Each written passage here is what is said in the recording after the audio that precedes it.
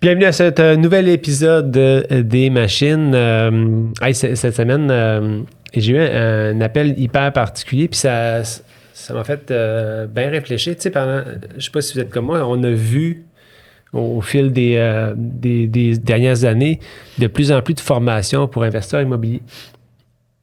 Puis je pense qu'il y a des très, très bonnes écoles, puis il y en a qui sont, je dirais pas très mauvaises, mais il manque d'encadrement et d'accompagnement de ces gens-là. Puis la personne qui m'a appelé cette semaine m'appelle et me dit « Ah, il faudrait que je vende rapidement 3 de mes propriétés. » Fait que, tu sais, je suis tout le temps un peu particulier. Tu dois vendre 3 propriétés rapidement. Pourquoi, tu sais? Puis, à force de gratter, pour me rendre compte que cette personne-là, lui, ce qu'il a fait, c'est qu'il a suivi une formation quand même relativement connue au Québec, là, mais je ne dirais pas que c'est dans les plus connus, mais c'est une formation qui est connue. Puis, quand même pas mal connue. Oui, absolument. Ouais. OK, c'est ça. Puis, le gars, dans les faits, ce qu'il a fait, c'est que lui, ça l'excitait beaucoup, l'investissement immobilier. Puis, dans le cadre de la formation, il a rencontré un partenaire. Un partenaire qu'il ne connaissait pas personnellement, mais que cette personne-là avait envie d'investir. Fait que c'est un drôle de partenaire parce que lui, le gars qui me parle au téléphone, il a de l'argent, puis l'autre, il n'y en a pas. Fait qu'il y en a un qui c'est l'argent, puis l'autre, c'est le brain, semble-t-il. Mm-hmm. Fait que finalement... C'est ce qu'ils vendent. C'est ce qu'ils vendent. Puis là, ce qui est arrivé, c'est que finalement, ils ont acheté pendant le COVID. Qu'est-ce qu'ils ont acheté? Du chalet locatif. Court terme. Ils n'ont pas acheté un, ils en ont acheté 3. En plein COVID. À quel coin? Laurentide, Lanaudière. Okay. Puis, mais là, ils sont tous payés en surenchère, là. Fait que là, je regarde les dossiers aujourd'hui. Fait que là, à force de lui parler, je pose des questions. Je dis, OK, toi, qu'est-ce que t'as? C'est quoi du premièrement, as-tu reçu un préavis de 60 jours? Il dit, oui, j'en ai reçu un. OK, parfait. Qui a mis l'argent? Il dit, c'est moi. Il dit, moi, j'ai 400 000 au BAT, puis j'ai ma maison en collatéral là-dessus. Propriété, je vais parler d'une des propriétés. Une des propriétés payée plus taxes, parce que dans une compagnie, je pense que ça a été payé... C'est une construction neuve, ça veut dire? Oui. Ça a été payé, mettons, 7,50. Il revend 800 taxines. Puis, 2 autres propriétés qui ont été payées, je pense, c'est 3,75. Il revend 400. Puis, valeur marchande de celle à 800 est à peu près à 5,86 aujourd'hui. Puis les 2 autres, il perd à peu près 75 000. Fait que là, mettons, il est à peu près à 400 000. Dans le fond, ce qui arrive, c'est que la mise de fonds, là, quand tu fais le calcul, là, son 400 000, il est parti, en fumée. Là. Puis sa maison est attachée à ça, fait qu'ils sont en arriérage de taxes, arriérage de ci. Puis là, ils sont 2 signataires là-dedans. Mm-hmm. Lui, l'autre qui n'a pas une scène, il ne signe rien, il ne veut rien savoir. Lui, il pense qu'il va aller battre le préavis de 60 jours, puis qu'il va pouvoir retrouver ses billes. Puis l'autre, il a tout au bat, lui. Il est en train de se claquer une faillite.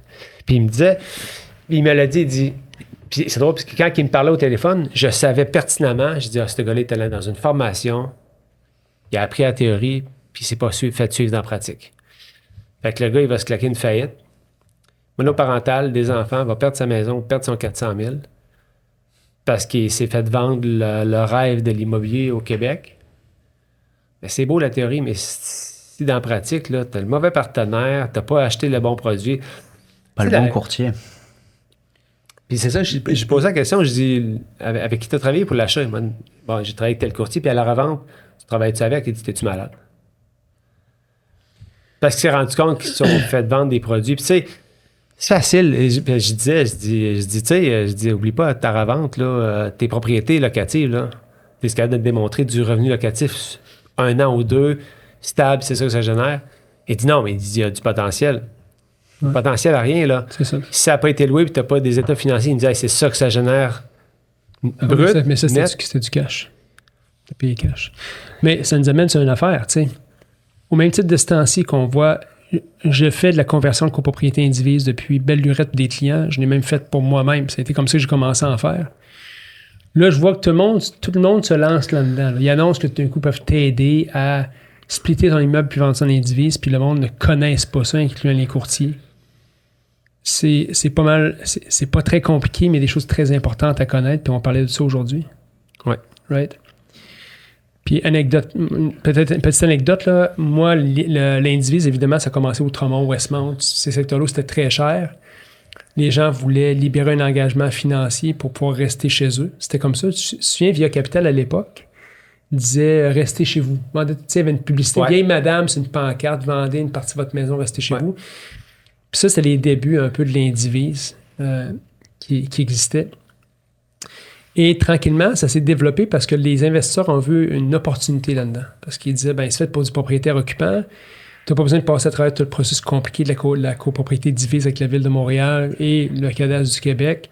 Donc, tu veux convertir en indivise, c'est à peu près instantané. Et moi, j'avais acheté une propriété. À l'époque, on avait acheté une propriété. Je me prenais sur la rue Aird à l'époque. Je vois une petite pancarte grosse de même. À vendre, j'arrête l'auto. J'étais avec mon beau-père. Je rentre là-dedans. On rentre là-dedans, puis c'était une piquerie. Puis je sors, j'ai dit, c'est beau, je l'achète. Il dit, il ne faut pas acheter ça pour de vrai. Je dis oui. Fait que j'appelle le propriétaire qui était un Shylock de Schlager Maisonneuve.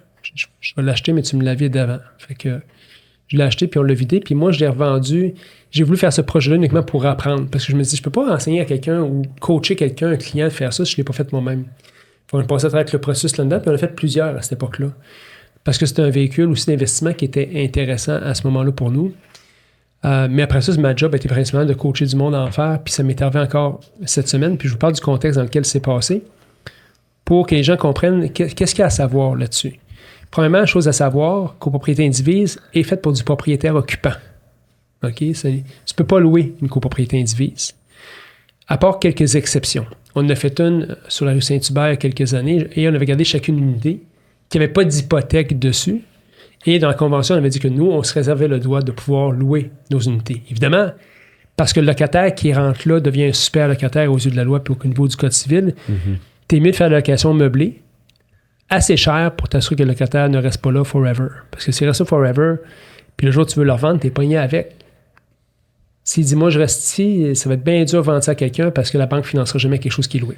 J'ai un cas comme ça qui est arrivé là, récemment, on reviendra à ça, Maxime. La cliente, elle reste dans un indivise. Puis là, Maxime dit, tu peux pas louer. Tu peux louer, mais à tes risques et périls. Il n'y a pas de façon de te protéger en passant. Impossible. Mais cette personne-là est propriétaire du rez-de-chaussée dans un triplex indivise. Personne au deuxième étage, elle appelle, elle dit, hey, tu veux-tu acheter mon appartement? Je m'en vais. Ah, peut-être que je l'achèterais, peut-être ultimement, je vais faire un cottage avec sur 2 étages, puis tout ça. Elle dit, OK. Fait qu'ils s'entendent de gré à gré, fait l'achat. Puis entre-temps, cette personne-là au rez-de-chaussée dit, ouais, finalement, je ne ferai pas la conversion tout de suite, je vais le louer. Fait que je vous donne les chiffres, là. C'était à peu près loué, c'était un 5,5 à Verdun, sur les avenues bien spotées. Je pense que c'était loué 900 $. Fait que là, l'an passé, ça y prend de dire, ben là, moi, je veux vendre. Là, on a vendu le condo, elle est partie sur la Rive-Sud, s'acheter acheté une maison.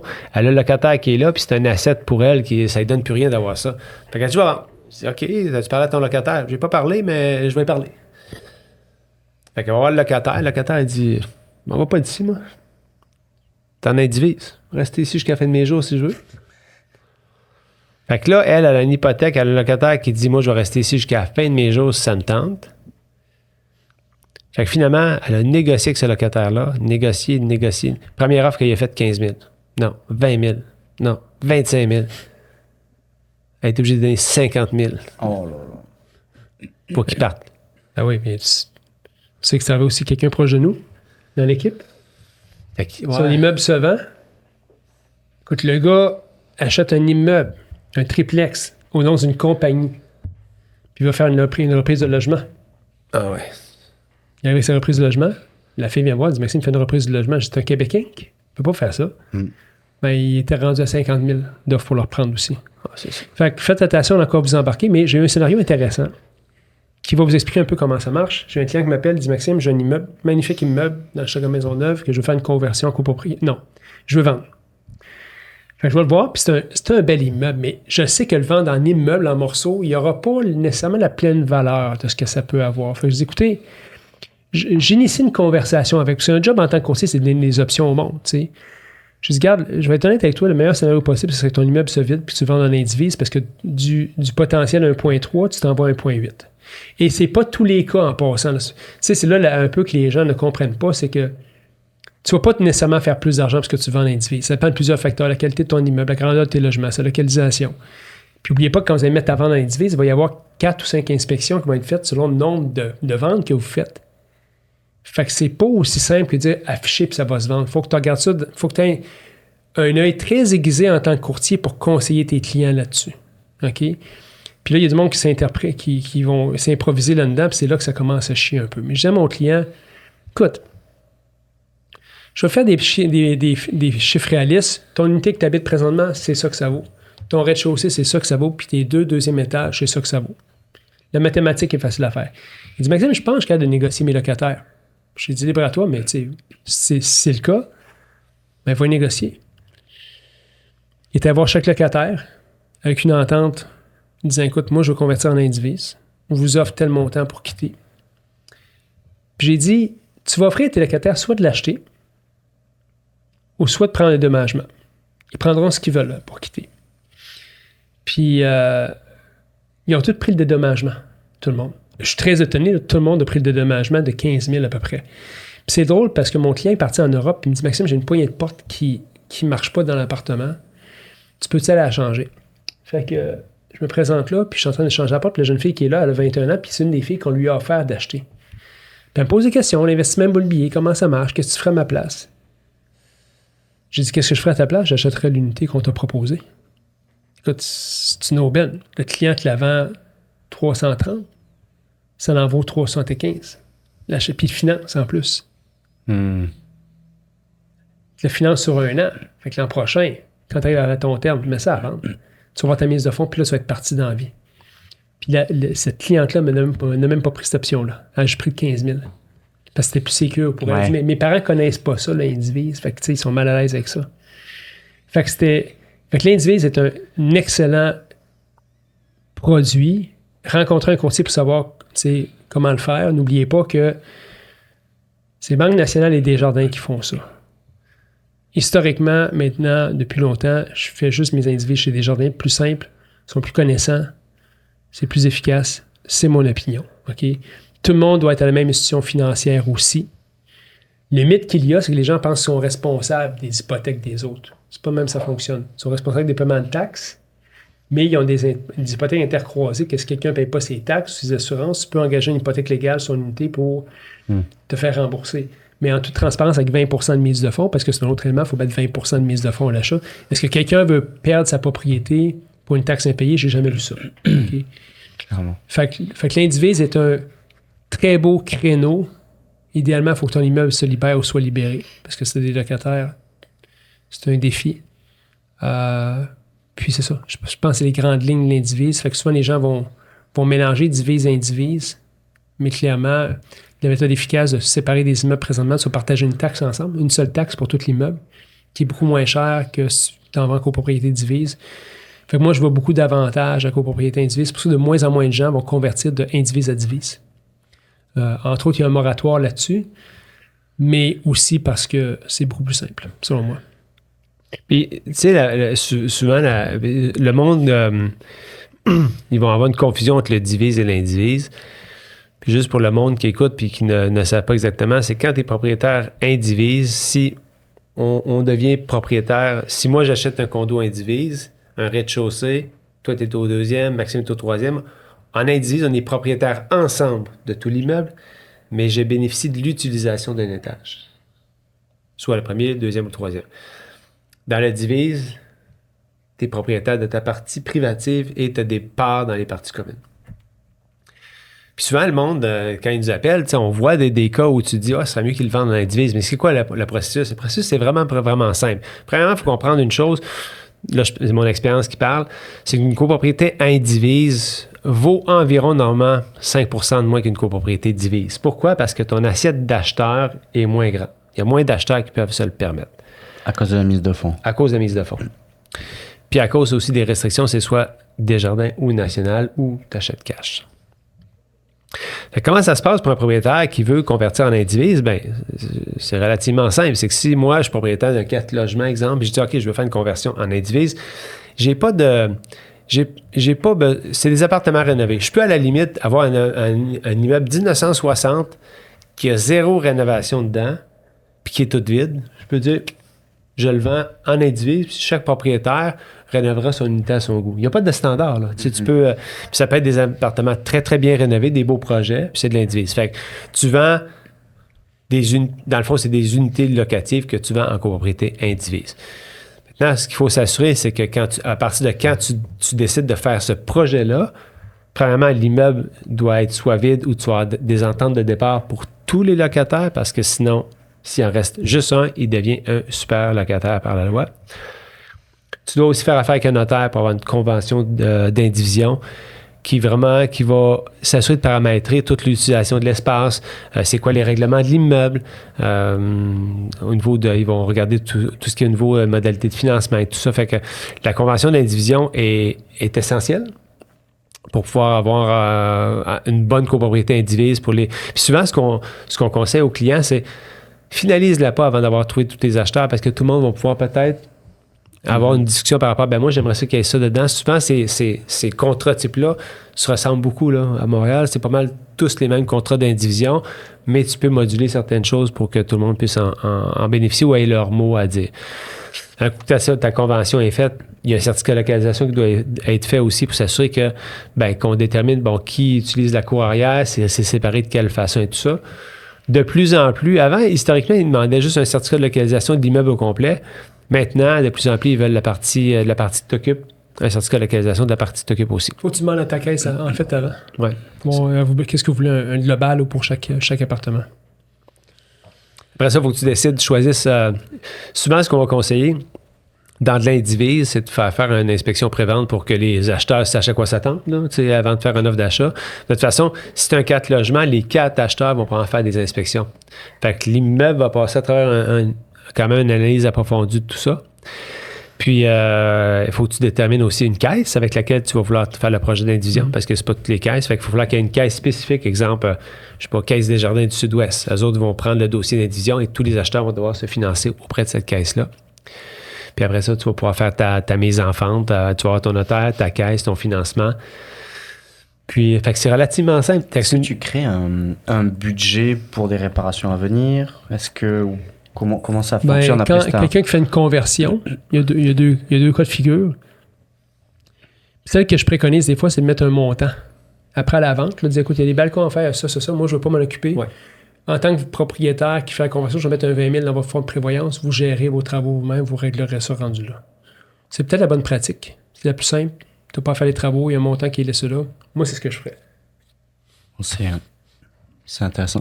Et c'est marrant que vous en parliez parce que pendant une période, chercher comment investir, quelles sont un peu les différentes façons d'investir. Et pour faire un peu du pouce à ce que tu disais, David, par rapport à comment tu as introduit le sujet, moi j'ai un problème, c'est qu'à partir du moment où ça paraît trop simple et trop facile de faire l'argent, je me dis, je vais demander conseil à ceux qui connaissent. Et j'entendais souvent, mais Mathieu, chalet locatif, du Airbnb, ils font 200 000 à l'année sur ce petit chalet, ils ont acheté 200 000 ou 300 000, des chiffres incroyables. Et ça existe, il y en a quelques-uns qui le font. C'est une méchante gestion. Là. Et ensuite, pareil, t'achètes ça vaut, je sais pas, 900 000, tu vas le revendre 1,5 million, tu vas faire 600 000, ça va te coûter 20 30 000. Des choses qui paraissent trop simples. Mais le défi qu'il y a aussi là-dedans, là, c'est que le monde parle tout le temps en chiffres bruts. Mm-hmm. Il fait ça, puis j'ai acheté ça, j'ai vendu ça. Ou ils te donnent pas les bons chiffres pour bien paraître. T'as rarement les bons chiffres dans tout ça. T'as très rarement. Puis je dis pas qu'il y a des gens dans le chalet locatif, là, je suis persuadé qu'ils font très bien. Mais ça a été analysé, la personne avait de l'expérience dans ce secteur-là, avait le staff pour faire les ménages, tout ça, s'assurer que ça soit bien géré, s'assurer qu'il y ait une rentabilité aussi. Mais il y a du monde, c'est sûr que... Tu sais, j'ai quelqu'un que je connais très proche de moi. C'est pas moi qui ai vendu. Il a acheté un chalet pendant le COVID. Il le revend aujourd'hui parce que c'était bien plus dur à louer qu'il pensait, là.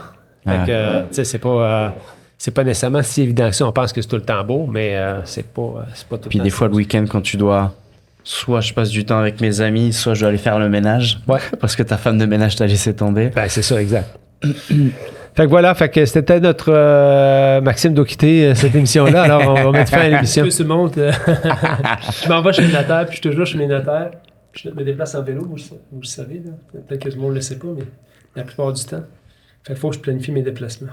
Fait que bref, si vous avez des questions sur l'indivise, comment convertir, comment pas se tromper là-dedans, puis je raconterai peut-être dans une autre émission un dossier d'indivise que j'ai eu qui était particulièrement... Je pourrais en parler, même si Maxime s'en va. Je vais en parler parce que moi, j'ai eu un cas très particulier d'indivise. Ça va te faire comprendre comment ça peut être hyper complexe. Puis c'est un cas d'indivise que j'ai eu qui... je raconte l'histoire. Il y a des gens qui savent déjà l'histoire. Je me fais appeler dans un dossier d'indivise. Dans le fond, c'est des clients à moi qui me réfèrent à Michel. Michel est un condo indivise. Lui est propriétaire d'une unité. Puis, c'est un 4 logements. Et les copropriétaires, lui est propriétaire du rez-de-chaussée à gauche. Son ex-femme est propriétaire du condo indivise à droite, au rez-de-chaussée. Et elle est propriétaire d'une unité qu'elle loue en haut à droite. Et sa sœur à elle est propriétaire de l'unité en haut à gauche. Fait que, il m'appelle, il me dit « Hey David, j'ai été référé par telle personne, je veux vendre cette unité-là, mais je te dis, je vais pas t'engager, je vais le vendre à mon ex-conjointe qui vit à côté de chez nous, elle veut me l'acheter. » Fait que, pas de problème, je m'en vais le rencontrer, je lui évalue son condo, je donne la valeur de ce que ça vaut. Fait que, c'est une copropriété indivise qui date d'une indivision qui date des années 80. C'est dans les premières. C'est... Fait qu'il n'y a rien de très clair. Il y a un document de 2-3 pages, mais c'est pas clair. Fait que ce qui arrive là-dedans, c'est que il semblait s'entendre à l'amiable. Elle lui a dit qu'elle allait l'acheter. Finalement, les mois passent. Et lui, il a réservé une résidence de personnes âgées à Trois-Rivières. Fait que là, les mois passent, puis elle revient de vacances. Son ex-conjointe, elle va le voir. Puis lui, il dit, regarde, ça vaut 150 000. C'est ce que le courtier m'a dit. Fait que t'es-tu prêt à m'acheter? Ben, tu sais, ça vaut jamais ça. Ça vaut pas ça. C'est ben trop cher. Fait que là, il dit, ben, fais-moi une offre. T'sais. Fait que finalement, ils ont des conversations. Ben, toutes les fois, ça vaut pas ça. Ça vaut pas ça. Elle voulait l'acheter pour sa fille, dans les faits. Fait que finalement, Michel et Lucie m'appellent. Puis ils disent, écoute, David, on s'entend pas avec l'ex. Là, ça veut pas nous faire d'offre. Fait que j'ai dit, OK, parfait. Fait que j'affiche la propriété à vendre, finalement, à 150 000, le prix que j'avais estimé. Puis finalement, la copropriétaire, qui est son ex, elle, sait pertinemment qu'en indivise, ça va être complexe.